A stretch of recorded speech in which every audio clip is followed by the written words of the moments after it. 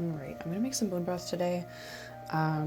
Specifically chicken bone broth. I think if you haven't made it before, chicken bone broth is probably the best place to start. Rotisserie chickens, you can buy them at almost any grocery store. You get really like versatile meat out of it. You can meal prep with it, and you get an extra mile out of your purchase by turning it into delicious, nutrient-dense bone broth. And I'm going to show you how to do that today. I'm going to start by shredding these chickens, put the meat off to the side, and show you what to do after that. Alright, so now I have all of my shredded chicken, and then I put all the bones in here. So this is the bones of 2 rotisserie chickens.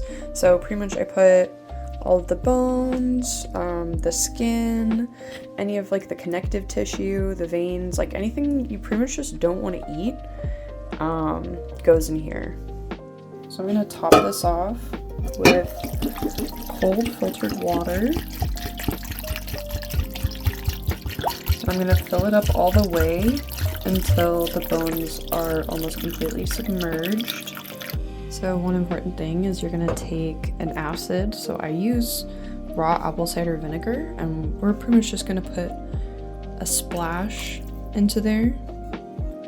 And pretty much that's going to help draw out a lot of the nutrients as it slowly warms up and gets hot. So at this point in time, we're not going to add any of the vegetables. We're gonna save that essentially to like the last 2 hours that we're cooking, because the vegetables can get super bitter and overcook really easily.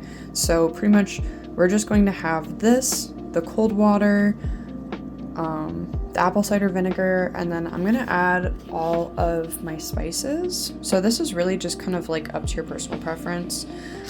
So I have some black peppercorns here that I'm gonna put in. I put in quite a bit just because I like it to have a peppery finish. We have some bay leaves, so I like to put a bunch in there. And then I also have some rosemary, because rosemary grows a lot in Arizona, so I'm gonna put like a healthy amount in there.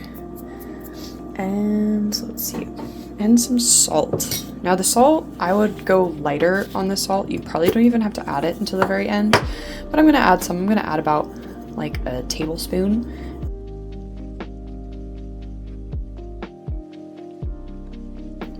Alright, so it is the next day. So this has been cooking overnight. It's getting all juicy in there. So now I'm going to add some vegetables, and these are some vegetable scraps that I collect over time and I stick in the freezer.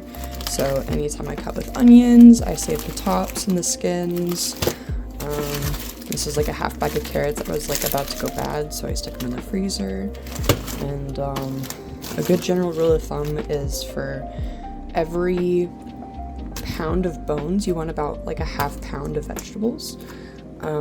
So for each rotisserie chickens are typically 1 to 1.5 pounds. So for 2 pounds, I'm going to estimate that this is about 1 pound of vegetables. But if you want to get a kitchen scale, you can. But we're just going to eyeball it today.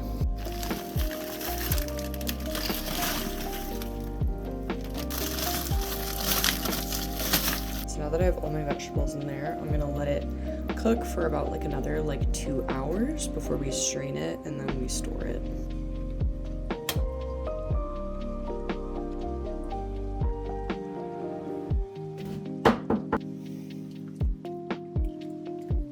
Alright, so this is what we have at the end of all of our hard work. We've got this nice, rich, amber colored broth. The nice little fat layer on top.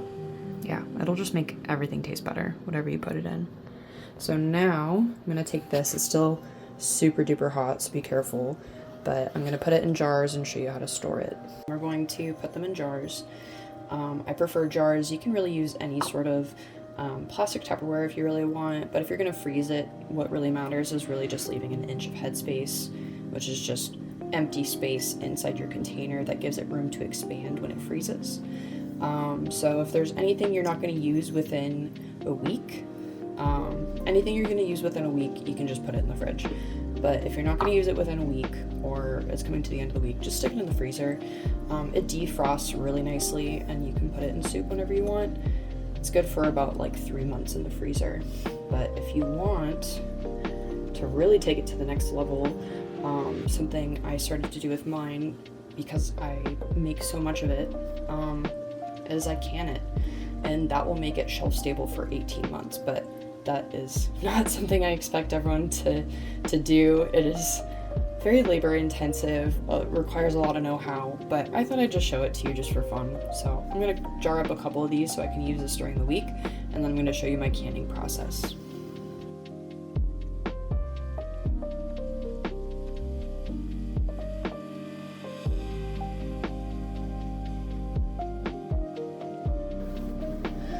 So this